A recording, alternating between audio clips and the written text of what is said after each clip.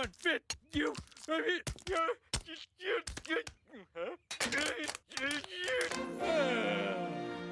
Yeah, that's one fine-looking barbecue pit. Why doesn't mine look like that? Why must life be so hard?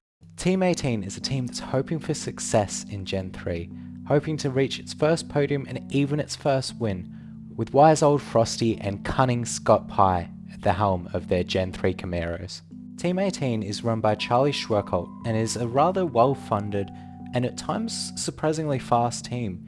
They've got a good pit crew, they've got 2 good drivers, and they've got some big sponsorships that have been changing over the past few years but look steady for 2023. However, this team has really been a little bit of a disappointment, which I think is fair to say, in the past few years. When it feels like they should have been on for wins or podiums, this has happened. Trouble and smoke from the back of car number 20, so Scott Pye. Over the past 2 years, Team 18 has been rather competitive at times, chasing wins, chasing podiums, and being in the fight. But their drivers have entered in crashes that they could have easily avoided, and their cars themselves have just broken down on numerous occasions, including last year in Adelaide, after a long race when Scott Pye had been fighting literally for the win against Cam Waters, and some contact with Bryce Fullwood caused some power steering issues, which wasn't the first time in 2022. It had happened, I think, almost every second race weekend. There had been a power steering issue with this team. And while they of course aren't the only team to have issues, it feels like these competitive issues are letting them down every time they're in a spot to potentially take some really good points or even a podium, and it's really hard to watch. You can see how hard he has to fight against the steering wheel here. It's almost constantly this team has an issue, has a car in the pits, you know? Outside of this though, the team is very good. Like, they have such good drivers. They have a great social media presence, and they have such good funding that they could easily be a top team. If things go right in 2023 and they have reliability solved, these guys could be on the podium more often, and they could be potentially fighting for wins like they have been before power steering issues hit. Another thing I'd like to mention about this team is that whenever there's a driver's signing or a meet and greet session, these guys are just so genuinely interested in caring about the fans. I know I say it for a lot of drivers, but I've had good chats with Frosty. Even when he was a Ford driver and I was a Holden supporter, we would always have a good chat when there was a driver's signing. So these guys genuinely care about the fans, they genuinely care about the sport, which, while I say it often, it's a good trait to have in your drivers, in your team. I also wanted to include these clips from the TikTok, because not a lot of teams have a great social media presence. You see it on Twitter, you see it on Instagram, or even TikTok here. Not a lot of teams sort of utilize it and make it a very entertaining experience for their fans to interact with them, whereas Team 18 go above and beyond when it comes to the TikTok side of things. It's very entertaining to watch, and honestly, I'm a huge fan. I'm always hooked when they bring out a new TikTok. However, racing isn't won by good TikToks, and no matter how good your TikToks are, that doesn't make a championship caliber driver.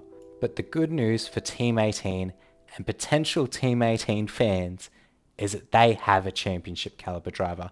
And by that, I'm of course talking about the fact that one of their drivers is a former Supercars champion who won the championship in 2015 with Tickford Racing, the team which he raced with before he came to Team 18. I'm of course talking about Mark Frosty Winterbottom. Now, Frosty has been in this sport for quite some time, and I would dare say he's probably towards the end of his career, but after over 550 races, you pick up a thing or two, and it shows given that he has claimed 145 podiums as well as 38 race wins, and not only that, he has also made up 36 pole positions. That is a huge tally for any driver, and it's one that makes sense for a driver of Mark Winterbottom's caliber. Over the past few years at Team 18, he hasn't exactly been adding to that win total, despite his competitiveness and the times that he would just draw energy out of the car to put it up into places that you wouldn't have expected it. The best finish he's had at Team 18 has been a P4 at Talon Bend. Now, of course, in saying this, the car that he's driving is not a race-winning car.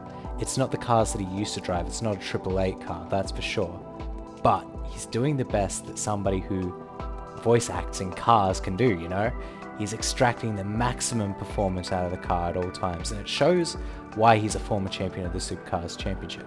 Ever since Scott Pye joined the team in 2020, Winterbottom has become more and more competitive, and I still believe that he thinks that he genuinely can win another race, that he can add to his total, and I do see it happening in 2023.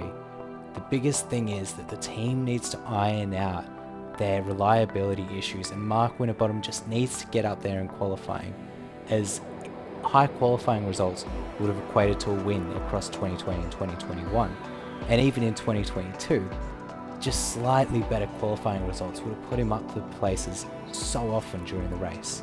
I don't know about you, but I would love to see him stand on the top step before he ends up retiring from Supercars in a few years, because he really deserves it. He's a genuinely good racer.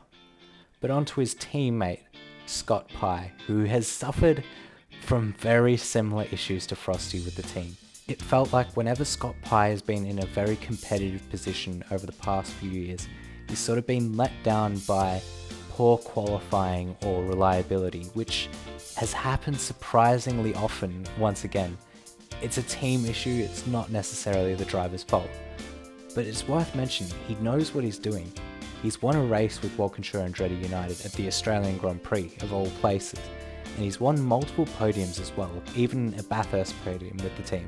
So he does know what he's doing, and he's done it in Holden machinery before. It's just, will he be able to in Chevrolet machinery? That's the question. After jumping around sponsors for the 2022 season, it looks like Hino are going to sponsor Scott Pye's drive for the whole of the 2023 season, which is very good to have that stability in the car and that consistent funding. One thing that I think is worth mentioning about Scott Pye though is he has had a great deal of crashes throughout his career, and most of the crashes that he has had have been rather big incidents. Like, for example, there's his crash at Simmons Plains, his crash at Barbagallo last year, and I believe there was a crash at Winton Testing as well. It's a lot, especially for one guy. But if he can get that under control, and the team can get their reliability under control as well, 2023 could be a big season for him. And I don't mean that in the lightest terms. Team 18 could be on for it.